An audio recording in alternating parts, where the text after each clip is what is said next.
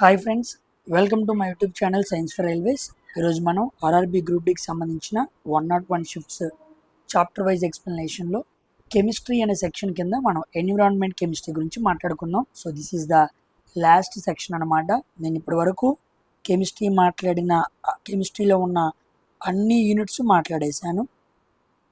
ఓకేనా, ఇది చివరిది అనమాట, లాస్ట్ వన్. సో దీంట్లో నియర్లీ 29 క్వశ్చన్స్ ఉన్నాయి. ఈ 29 క్వశ్చన్స్ కూడా మనం ఎన్విరాన్మెంట్ బేస్డ్గా కెమిస్ట్రీ పరంగా ఎలా అడుగుతాడనే విషయాన్ని చూద్దాం. ఓకేనా, ఇది వరకు మనకి ఇండస్ట్రియల్ కెమిస్ట్రీ అని ఉండేది అనమాట. అయితే ఇప్పుడు అది లేదు, దాని నుంచి ఎక్కువ అడగట్లేదు. దాంట్లో క్వశ్చన్స్ చాలా బాగుండేవి. ఫైబర్స్ గురించి, సోప్స్ గురించి, ఇండస్ట్రీలో కెమిస్ట్రీని ఎలా వాడతాం అన్న వాటి గురించి చాలా బాగా అడిగేవాడు. ఇప్పుడు అది ఎక్కువ అడగట్లేదు. కాస్త దానికి రిలేటెడ్గా ఈ ఎన్విరాన్మెంట్ కెమిస్ట్రీ అనేది ఉండిద్ది అనమాట. సో దీంట్లో మాట్లాడుకుంటే మనకి కెమిస్ట్రీ మొత్తం పూర్తయిపోయింది. వెంటనే నేను బయాలజీ స్టార్ట్ చేస్తాను. ఓకేనా, బయాలజీలో కూడా ఎక్కువ క్వశ్చన్స్ ఉన్న వాటిని తీసుకొని వాటిని ముందు కవర్ చేసుకుంటూ వస్తాను. సో అందరూ కూడా వీడియోని లైక్ చేసి అందరూ హైప్ చేయడం మర్చిపోవద్దు. అన్ని ప్లేలిస్ట్ క్రియేట్ చేశాను. సో ఫిజిక్స్ ప్లేలిస్ట్ క్రియేట్ అయింది, at the same time chemistry కూడా ఈ వీడియోతో ప్లేలిస్ట్ కూడా కంప్లీట్ అయిపోయింది. సో ప్లేలిస్ట్లోకి మీరు వెళ్ళి చూడండి, అన్నీ చక్కగా ఉంటాయి. 1-2 సార్లు జాగ్రత్తగా ప్రతి క్వశ్చన్ని అర్థం చేసుకోవడానికి ట్రై చేయండి. ఓకేనమ్మా. So let's get in to today's first question. చూడండి, which combination reaction demonstrates neutralization of atmospheric pollution అన్నాడు. పొల్యూషన్ కాంపోనెంట్స్ అన్నాడు. ఏదో ఒక కాంబినేషన్ రియాక్షను న్యూట్రలైజేషన్ చేస్తుంది అనమాట. దీన్ని అట్మాస్ఫిరిక్ పొల్యూషన్ని. సామాన్యంగా అట్మాస్ఫిరిక్ పొల్యూషన్ అనగానే మనకి ఏమేమి వస్తాయి? ఇదిగోండి, కార్బన్ డైఆక్సైడ్ వచ్చింది. ఇక్కడ కార్బన్ డైఆక్సైడ్ ఎక్కడ ఉందా? లేదు. ఏం మాట్లాడుకుంటే మనం పర్ఫెక్ట్గా అయిద్దంటే, ఫస్ట్ మనం CaO తీసుకుందాం, కాల్షియం ఆక్సైడ్. తర్వాత CO2 తీసుకుందాం. అప్పుడు మనకేం ఫామ్ అయింది? CaCO3 ఫామ్ అయింది. సో ఇదే ఆన్సర్ అనమాట. ఇది ఎలా ఆన్సర్ అయింది అంటే జాగ్రత్తగా చూడండి. ఈ కాల్షియం ఆక్సైడ్ చూసారా, ఇది బేసిక్ ఆక్సైడ్ అనమాట. మెటాలిక్ ఆక్సైడ్ ఏమవ్వాలి? బేసిక్ ఆక్సైడ్ అవ్వాలి. ఈ CO2 ఉందే, ఇది నాన్ మెటాలిక్ ఆక్సైడ్, అంటే ఇదేమవ్వాలి? ఎసిడిక్ ఆక్సైడ్ అవ్వాలి. బేసిక్ ఆక్సైడ్, ఎసిడిక్ ఆక్సైడ్ రెండు కలిస్తే ఏమైద్ది? న్యూట్రలైజ్ అయ్యిద్ది. అవునా కాదా? మనం యాసిడ్, బేసు, న్యూట్రలైజ్ అని మాట్లాడుకున్నాం కదా. అలాగే బేసిక్ ఆక్సైడ్, ఎసిడిక్ ఆక్సైడ్ రెండు ఏమైంది? న్యూట్రలైజ్ అయింది. ఓకేనా. కాబట్టి మనకి ఏం ఫామ్ అయింది? CaCO3 సాల్ట్ అనేది ఫామ్ అయింది. సో మన ఆన్సర్ ఏమవ్వాలి? C option is the correct answer. Neutralization of atmospheric pollution అంటే వాతావరణంలో ఉన్న CO2ని మనం CaCO3గా మార్చడం వల్ల ఏమైపోయింది? పొల్యూషన్ తగ్గింది. CO2 అనేది మేజర్ గ్రీన్ హౌస్ గ్యాస్ అనమాట. CaO ఏం చేసింది? CO2ని అబ్జర్బ్ చేసుకొని హార్మ్ఫుల్ గ్యాస్ని CaCO3 మనకి ఇచ్చింది అనమాట. దీనివల్ల అట్మాస్ఫిరిక్ CO2 డిక్రీజ్ అయ్యింది. ఓకేనా. దాని అర్థం ఏంటి? వాతావరణంలో ఉన్న CO2ని ఎంతో కొంత మనం తగ్గించాం కదా. సో ఆ విధంగా ఈ కాంబినేషన్ రియాక్షన్ మనకు అలా ఉపయోగపడింది అనమాట. So C is the correct answer. Coming to which practice demonstrates judicious energy use at home అన్నాడు. ఓకేనా. అంటే అర్థం ఏంటి అంటే, సామాన్యంగా ఇంటి దగ్గర మనం వాడుతున్నప్పుడు ఎనర్జీని ఎంతవరకు మనం జాగ్రత్తగా వాడుకోవాలి అనేది అర్థం అన్నమాట. ఓకేనా, జాగ్రత్తగా చూడండి. ఇప్పుడు ఓవర్ యూజింగ్ ఎయిర్ కండిషన్స్ని ఎక్కువ వాడేసాం అనుకోండి, అది నాన్ జుడిషియస్ అయింది కాదు. హీటింగ్ అనే ఎంటీ రూమ్ కంటిన్యూస్లీ, అసలు ఎవరూ లేకుండా ఒక రూమ్ మొత్తాన్ని వేడి చేసుకుంటే అది వేస్టే. Keeping all appliances on standby mode, అన్ని అప్లికెన్సెస్ వాడుకున్న తర్వాత స్విచ్ ఆఫ్ లేదనుకోండి, అది వేస్టే. సో ఏంటి answer? Using bulbs and fluorescent tubes అనమాట. ఇది వాడుకోవడం వల్ల చాలా మంచిది అనమాట. అంటే ఏమి లేదు, ఎనర్జీ కన్జర్వేషన్ అనమాట. ఈ జుడిషియస్ ఎనర్జీ యూజ్ అంటే అర్థం ఏంటి అంటే ఎనర్జీ కన్జర్వేషన్. ఎనర్జీని వేస్ట్ చేయకుండా చాలా జాగ్రత్తగా వాడుకోవాలి. ఓకేనా. So using electricity wisely without wasting it అనమాట. సో ఎప్పుడైతే మనం బల్బ్స్, LEDs కానీ ఫ్లోరోసెంట్ బల్బ్స్ కానీ వాడతామో, దానివల్ల ఏమైంది? మనకి చాలా తక్కువ వాడే అవకాశం ఉండిద్ది. వీటికన్నా LED చాలా మంచిది. మనకి బల్బుల్లో 3 రకాలు ఉంటారు. ఒకటేమో ఇన్కాండిసెంట్ బల్బ్, ఇన్కాండెసెంట్ బల్బ్ ఉండిద్ది, కాంపాక్ట్ ఫ్లోరోసెంట్ బల్బ్ ఉండిద్ది, ఎల్ఈడి బల్బ్ ఉండిద్ది. దీంట్లో బాగా కరెంట్ తక్కువ కాలేదు ఏంటి, ఎల్ఈడి బల్బ్ అనమాట. ఓకేనా. ఇలాంటి బల్బులు ఎక్కడి వరకు కావాలో అక్కడి వరకే వాడుకోవాలి. సో మనం ఎలక్ట్రిసిటీని సేవ్ చేసిన వాళ్ళం అవుతాం, బిల్స్ని సేవ్ చేసిన వాళ్ళం అవుతాం, హీట్ లెస్ ప్రొడ్యూస్ అయ్యిద్ది, లైఫ్ స్పాన్ పెరిగిద్ది అనమాట. ఓకేనా. So using efficient lighting in example of judicious energy use అనమాట. న్యాయపరంగా వాడుకోవడం, వృధా కాకుండా వాడుకోవడం అనేది అర్థం అనమాట. Coming to which of the following is not use of the bleaching powder. Bleaching powder use కానిది ఏంటి అన్నాడు. To make drinking water free from germs, కరెక్టే. టు బ్లీచింగ్ కాటన్గా వాడతారు. Bleaching powder, bleaching cotton and Lenin వాడతారు. ఇది wrong answer అనమాట. To remove permanent hardness of the water. ఓకేనా. Permanent hardness of the వాటర్కి దాన్ని వాటర్ అనమాట. దానికి దేన్ని వాడతారు, వాషింగ్ సోడాని వాడతారు. Washing soda is used to remove permanent hardness of the water. Next ఇది కూడా కరెక్టే అనమాట, ఆక్సిడైజింగ్ ఏజెంట్గా వాడతారు. సో బ్లీచింగ్ పౌడర్ని దేనికి వాడతారు అంటే oxidising, bleaching, drinking water, cleaning కోసం వాడతారు. సో రిమూవింగ్ పర్మనెంట్ హార్డ్నెస్ వాటర్కి వాటర్ అనమాట. So B is the correct answer. గుర్తుపెట్టుకోండి, వెరీ వెరీ ఇంపార్టెంట్ అనమాట. ఓకేనా. ఎగ్జామ్స్లో బాగా అడుగుతూ ఉంటాడు. మీకు ఆల్రెడీ కూడా నేను చెప్పాను ఏ అయాన్స్ ఉంటే ఏం జరిగిద్ది గుర్తుందా. మామూలుగా హార్డ్ వాటర్ అంటే సాఫ్ట్ వాటర్ అంటే ఎక్కడ వాడతారని చెప్పాను. సామాన్యంగా పర్మనెంట్ హార్డ్నెస్ అనేది వాటర్కి ఎందుకు వచ్చిందంటే కాల్షియం కానీ మెగ్నీషియం కానీ ఇవి ఈ సాల్ట్స్ సల్ఫేట్స్ రూపంలోనూ క్లోరైడ్స్ రూపంలోనూ ఉంటాయి అన్నమాట. సల్ఫేట్స్ క్లోరైడ్స్ రూపంలో కాల్షియం సల్ఫేట్స్, మెగ్నీషియం సల్ఫేట్స్ లేదా కాల్షియం క్లోరైడ్స్, మెగ్నీషియం క్లోరైడ్స్ ఇవి వాటర్లో ఎప్పుడైతే డిజాల్వ్ అయి ఉంటాయో అప్పుడు ఆ వాటర్ని హార్డ్నెస్, శాశ్వత కాఠిన్యత కలిగిన నీరు అంటారు. అక్కడ మనం బ్లీచింగ్ పౌడర్ని వాడకూడదు, వాషింగ్ సోడాని వాడాలి. ఓకేనా. Next which are the following conditions will mostly effectively accelerate the corrosion of iron. తుప్పు పట్టడాన్ని ఎక్కువగా ప్రేరేపించేది ఏంటి అన్నాడు. ఏది ఎక్కువగా పెంచిద్ది అని అడిగాడు. ఏది, ప్యూర్ వాటరా, కాదు. గ్యాల్వనైజేషన్ కొడితే తుప్పు పట్టిద్దా, పట్టదు. డ్రైయర్లో ఉండి తుప్పు పట్టిద్దా, పట్టదు. ఇదిగోండి ఇది correct answer. Iron surface exposure to moist air containing dissolved salts. Moist air, dissolved salts ఈ పదాలు ఇంపార్టెంట్ అనమాట. ఓకేనా. కరోజన్ బాగా తుప్పు పట్టాలి అంటే ఒకటి ఆక్సిజన్, రెండు వాటర్, దాన్నే మాయిశ్చర్ అంటారు. తర్వాత very very important dissolved salt. ఈ మూడు అనమాట. ఈ మూడు ఉన్నాయి అనుకోండి ఫాస్ట్గా తుప్పు పట్టిద్ది. Accelerate the corrosion of iron. Accelerate అంటే పెంచటం. ఓకేనా. బట్ బాగా గుర్తుపెట్టుకోండి, very very important. Salt water అంటే రస్ట్ ఫాస్ట్గా పట్టిద్ది అని అర్థం. Next, a person ignores regular vehicle maintenance which are the following most likely to happen అన్నాడు. ఒక వ్యక్తి బండిని వాడుతున్నాడు కానీ మెయింటెనెన్స్ సరిగ్గా చేయించట్లేదు, ఏమైపోయింది, పూర్ ఇంజిన్ పర్ఫార్మెన్స్ అనమాట. Poor engine performance. బండిని వాడితే సరిపోదు, దాని ఇంజిన్ పర్ఫార్మెన్స్ బాగుండాలి. నేనైతే 3 monthsకి ఒకసారి ఇంజిన్ ఆయిల్ మార్పిస్తూ ఉంటాను, ఫిల్టర్ మార్పిస్తూ ఉంటాను అనమాట. ఓకేనా. నాది పల్సర్ 150, నేను చాలా జాగ్రత్తగా వాడుతున్నాను. నా బండి 2012 బండి, ఇంకా జాగ్రత్తగా అలాగే ఉండిద్ది అనమాట.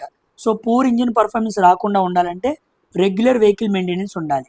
3 నెలలకు ఒకసారి మనం ఆయిల్ మారుస్తూ ఉంటే లాంగ్ మీదకి వెళ్ళినప్పుడు మనకి మైలేజ్ కూడా బాగా వస్తూ ఉండిద్ది.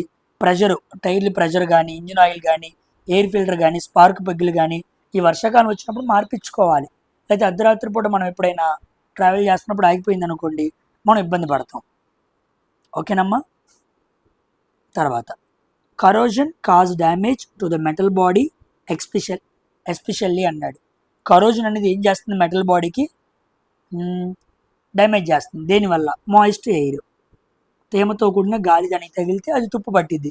Dry air, galvanization, dry air and oil కాదు, ఇవి వేస్తే కరోజన్ తగ్గిద్ది అనమాట. ఇలా పెడితే కరోజన్ పెరిగిద్ది అనమాట. Next, which of the following properties make ethanol better? Ethanol a better alternative fuel compared to petrol. పెట్రోల్తో పోల్చుకుంటే ఇథనాల్ అనేది ఒక బెటర్ ఆల్టర్నేటివ్ ఫ్యూయల్ ముందు రోజుల్లో అయ్యే అవకాశం ఉంది.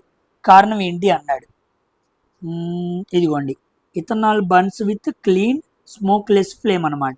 ఓకేనా, స్మోక్ తక్కువ వస్తుంది, ఫ్లేమ్ బాగా వస్తుంది. అందులోనూ దీన్ని క్లీనర్ ఫ్యూయల్ అంటారు. క్లీనర్ ఫ్యూయల్ అంటారు. అందుకే ఇప్పుడు మనం ఏం చేస్తున్నాం, బ్లెండింగ్ చేస్తున్నాం. Blending E20. ఓకేనా, ఇథనాల్ 20%తో బ్లెండింగ్ చేస్తున్నాం అనమాట. చాలా చాలా ఇంపార్టెంట్. ఇథనాల్ ఎలా వస్తుంది? ఇథనాల్ ఫార్ములా ఏంటి? C2H5OH, ethyl alcohol. OH ఉంటే ఏ గ్రూపు? ఇది alcohol group. Fermentation of sugar కేను, molasses, corn, other plant materials వీటన్నిటిని ఉపయోగించుకొని పులియబెట్టడం ద్వారా మనం ఇథనాల్ని తీసుకొస్తున్నాం అనమాట. క్లీన్ ఫ్యూయల్ అంటారు. ఓకేనా, గుర్తుపెట్టుకోండి. ఇథనాల్ని మండిస్తే ఏమైంది? మనకి CO2 వస్తుంది, వాటర్ వస్తుంది. Combustion of ethanol gives carbon dioxide and water. ఓకేనా, ethanol is a solid fuel తప్పు, హార్మ్ఫుల్ తప్పు, హైయర్ బాయిలింగ్ పాయింట్ తప్పు. అది తప్పు అనమాట. Next, which are the following statements about coal and petroleum conservation is correct? Coal petroleum కన్జర్వేషన్కి సంబంధించి ఏది కరెక్ట్ అన్నాడు. ఏది కరెక్ట్? They are ఇన్ఎక్స్పెన్సివా? కాదు. ఇన్ఎక్స్పెన్సివ్ టు ఎక్స్ట్రాక్ట్ అన్నాడు. వాటిని ఎక్స్ట్రాక్షన్ చేయాలంటే ఖర్చు ఉండదు అన్నాడు. కాదు, చాలా ఖర్చు. They do not cause pollution, అవి పొల్యూషన్ కాజ్ చేస్తాయి. ఇది correct. Their formation takes million of years అనమాట. కోలు పెట్రోలియం ఫామ్ అవ్వాలంటే సంవత్సరాలు పడతాయి. దే ఆర్ రెన్యూబుల్ అన్నాడు. కాదు. ఓకేనా, అవి ఎక్కడి నుంచి వస్తాయి? Coal and petroleum Faasil fuels అంటారు. ఓకేనా, కోల్ అండ్ పెట్రోలియం ఏమంటారు? ఫాజిల్ ఫ్యూయల్స్ అంటారు. అంటే డెడ్ ప్లాంట్స్ కానీ యానిమల్స్ కానీ ఎన్నో ఏళ్ళగా భూమి లోపల బరీ అయిపోయి హై ప్రెషర్కి హై టెంపరేచర్కి గురైపోయి కొన్ని మిలియన్ సంవత్సరాలు అలాగే ఉండి ఎవరు హ్యూమన్స్ రిప్లేస్ చేయకుండా ఉన్న వాటిని ఏమంటాం మనం? ఫాజిల్ ఫ్యూయల్స్ అంటాం. దే ఆర్ నాన్ రెన్యూబుల్ అనమాట. ఓకేనా, లిమిటెడ్గా ఉంటాయి. వాటి డిమాండ్ చాలా ఎక్కువ, చాలా జాగ్రత్తగా వాడుకోవాలి.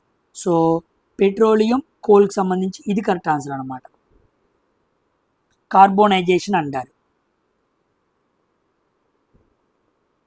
ఓకేనా, వీటిలో కార్బన్ ముఖ్యమైన మెటీరియల్ అనమాట.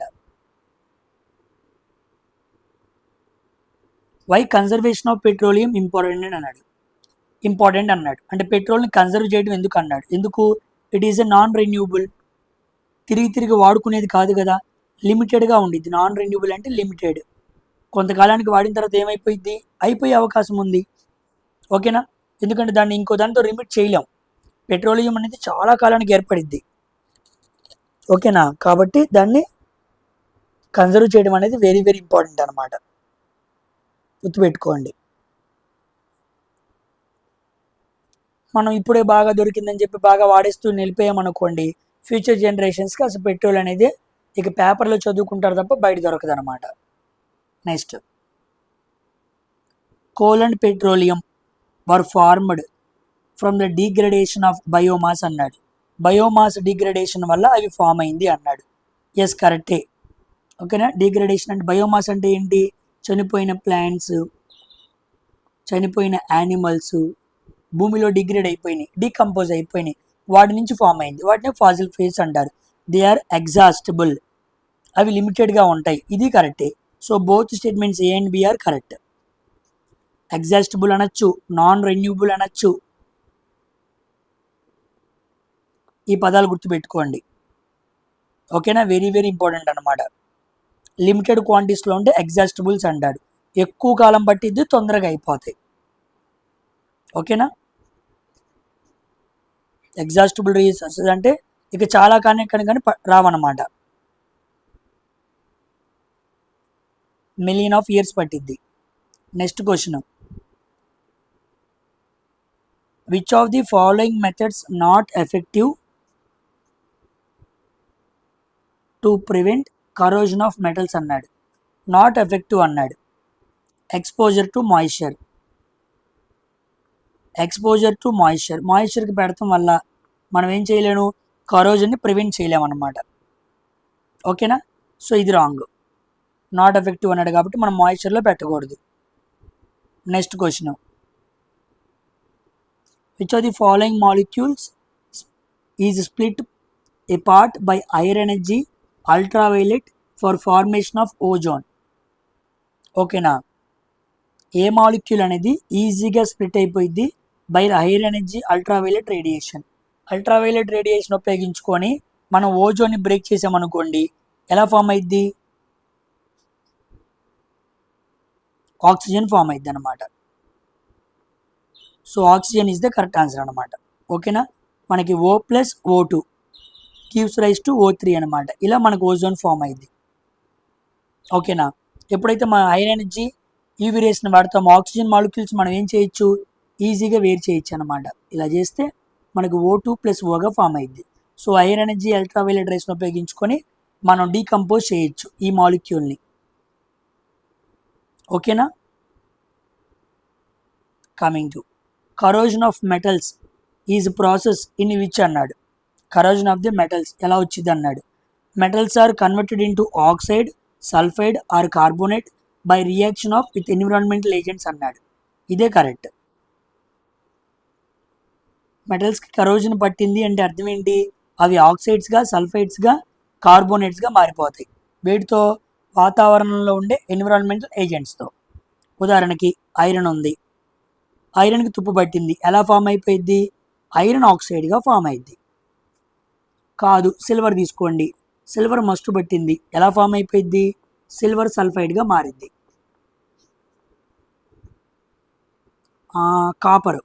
కాపర్ తీసుకోండి, కాపర్ తుప్పు పట్టింది, ఎలా ఫామ్ అయింది? కాపర్ కార్బోనేట్గా ఫామ్ అయింది. ఓకేనా, వాతావరణంలో ఉండే ఆక్సిజన్ను ఇంకా వేరే వాటితో జరిపినప్పుడు మీరు గమనిస్తే ఇదిగోండి ఆక్సైడ్, ఇదిగోండి సల్ఫైడ్, ఇదిగోండి కార్బోనేట్. దాన్ని ఇక్కడ రాశాడు చూడండి, ఆక్సైడ్, సల్ఫైడ్, కార్బోనేట్. కొన్ని మెటల్స్ ఇలా మారిపోయినాయి, ఇలా మారిపోయి మనకు తుప్పుగా కనపడుతున్నాయి అన్నమాట. తుప్పు అంటే ఇలా మారిపోయినాయి అని అర్థం. Next, why do we need to conserve coal and petroleum అన్నాడు. పెట్రోలియంని, కోల్ని మనం ఎందుకు కన్జర్వ్ చేయాలన్నాడు? They are non renewable sources of energy, non renewable sources of energy అనమాట. నెక్స్ట్ క్వశ్చన్,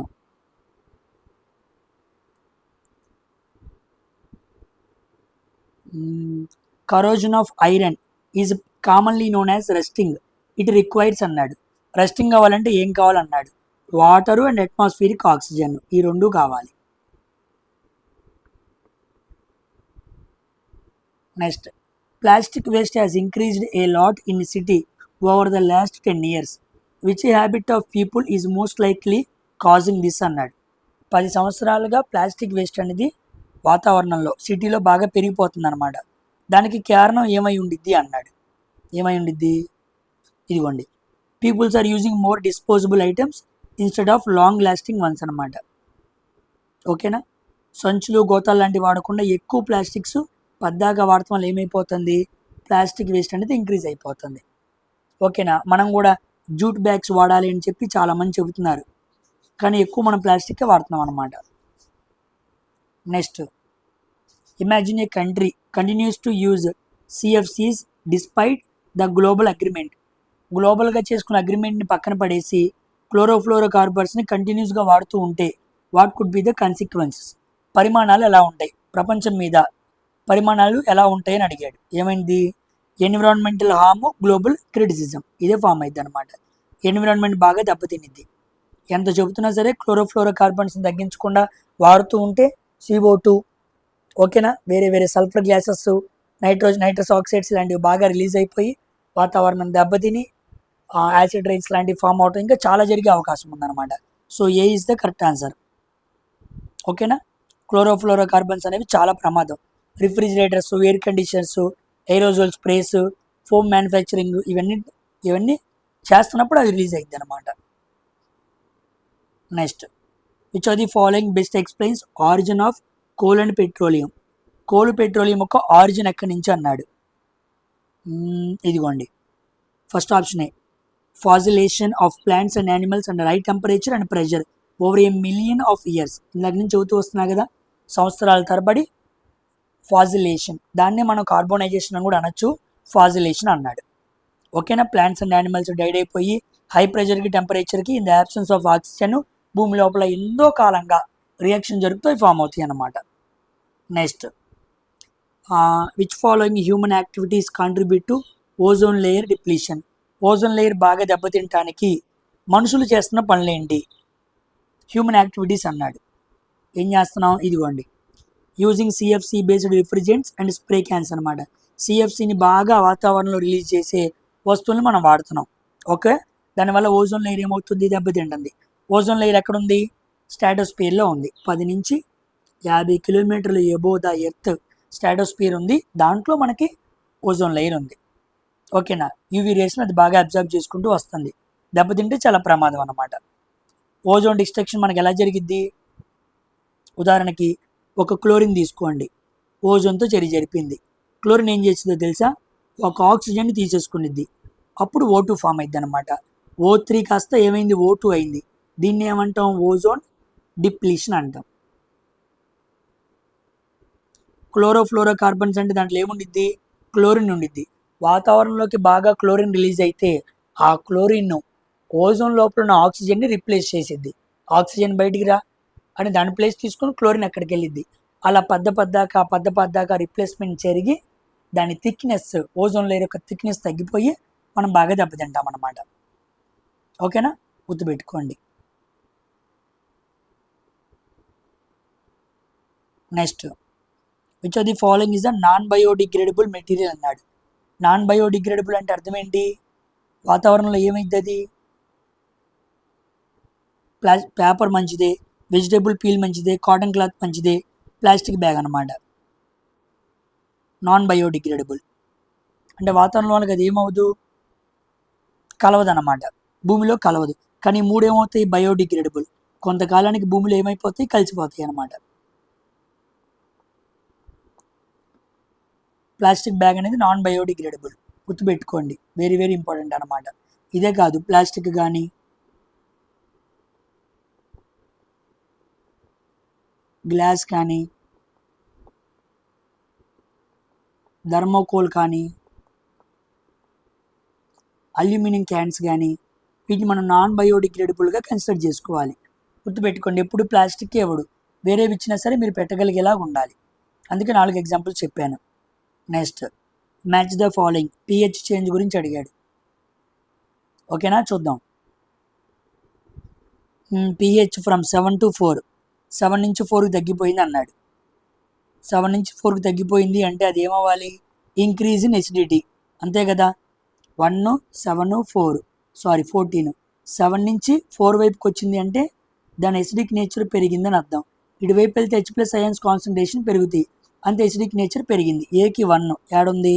ఇక్కడ ఉంది. ఇది కాదు, ఇది కాదు, ఇది కాదు. నా ఆన్సర్ ఇదే అవ్వాలి.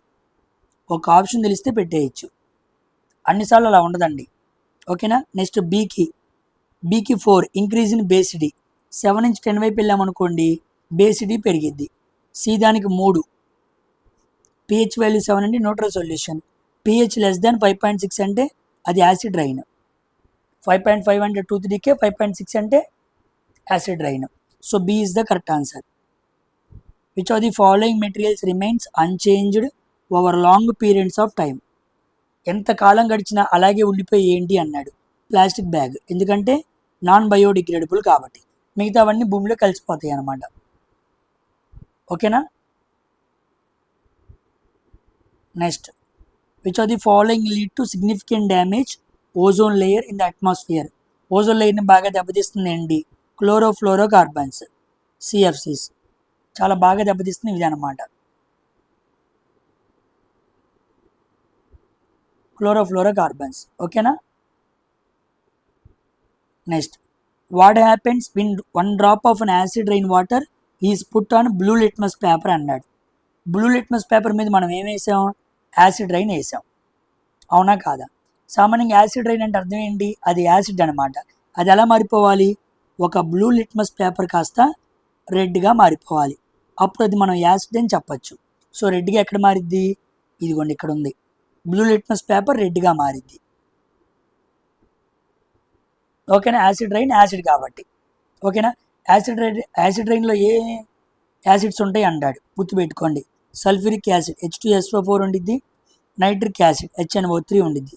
ఈ మూడు ఉంటాయి అన్నమాట, ఈ రెండు ఉంటాయి అన్నమాట.